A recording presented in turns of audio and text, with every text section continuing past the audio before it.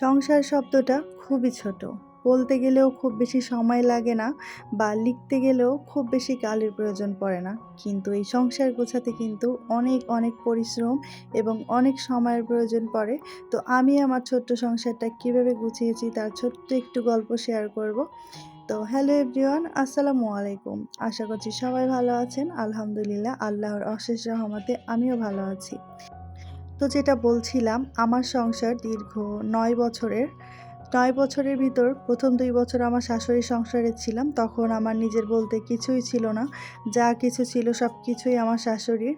তারপর আমি ৭ বছর ধরে একটু, একটু করে যা কিছু গুছিয়েছি তা আপনাদের সামনেই আছে। এই কারণেই বলছি, আপনারা রেগুলার যারা আমার ব্লগ দেখেন তারা কম বেশি জানেন যে আমার কোথায় কী আছে কি নেই। টুকিটাকি অল্প করে হলেও আমি ব্লগে শেয়ার করি।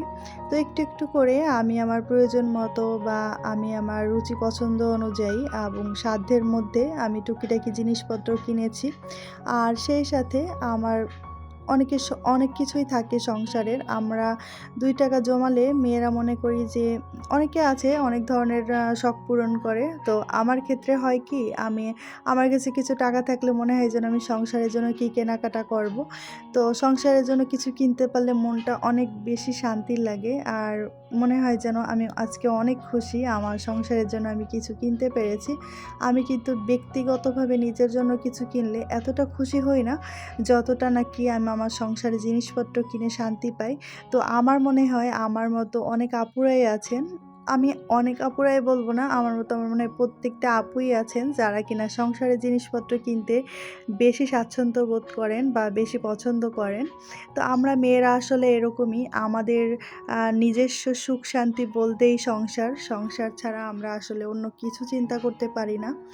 এই যে বিনা সুতোয় গাঁথা যে একটা মায়ার জাল, এই জালে আমরা আটকা পড়ি শুধুমাত্র সংসারের ক্ষেত্রেই। সংসার রেখে কোথাও গেলে মনে হয় যেন কোথাও থেকে যেন দূরে আছি, কি যেন একটা নেই। আমরা সাধারণত বাবার বাড়ি গেলে কিন্তু অনেক বেশি খুশি থাকি বা বাবার বাড়িতে গিয়ে কিন্তু আমরা মেয়েরা একটু বেশি স্বাচ্ছন্দ্য বোধ করি বা শান্তি ফিল করি। তারপরেও কোথাও না কোথাও যেন সংসারের যে একটা মায়া কাজ করে সংসারের প্রতি বা যে একটা টান, ওটা কিন্তু সবসময় থেকেই যায়।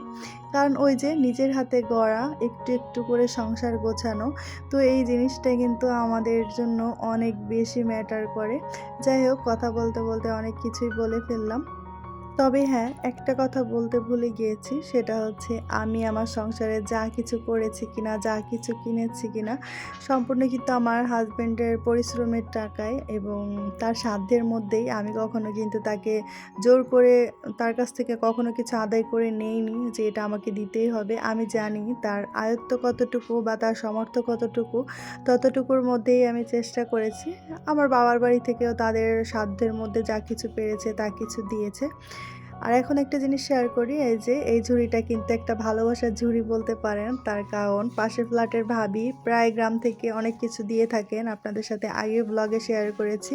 উনি বাড়িতে গিয়েছিলেন, তো এই যে এনে আমাদের টুকিটাকি সবাইকে কিছু না কিছু দিয়েছেন। তো ভাবিকে অনেক, অনেক ধন্যবাদ। যদিও ভিডিওটা অনেক দিন পুরনো, তো ভাবি হয়তো এখন দেখলে হাসতে পারে যে এতদিন পরে ভিডিওটা শেয়ার করছি। কিছু করার নেই, অনেক ভিডিও জমেছিল, আমি এভাবে শেয়ার করতে পারছি না। এই ঝুড়িটা কিন্তু দেখে অনেক ভালো লাগছে, কারণ বাঁশের এই ধরনের জিনিসপত্র কিন্তু আমাদের অনেক ভালো লাগে। তো আমার ব্যক্তিগতভাবে বেশি পছন্দ।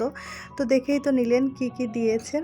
তো এগুলা কিন্তু আসলে আমাদের কাছে অনেক বেশি ম্যাটার করে, কারণ মানুষ একটু একটু করে কিছু দিলে না, ওটা মনে হয় যেন অনেক বেশি আনন্দের।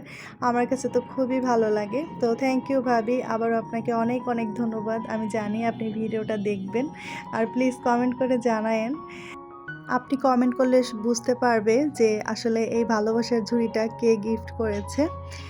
যাই হোক, এখন একটু ঘরটার গুছিয়ে নিলাম। অনেকক্ষণ ধরে দেখছেন যে আমি কি কি করেছি।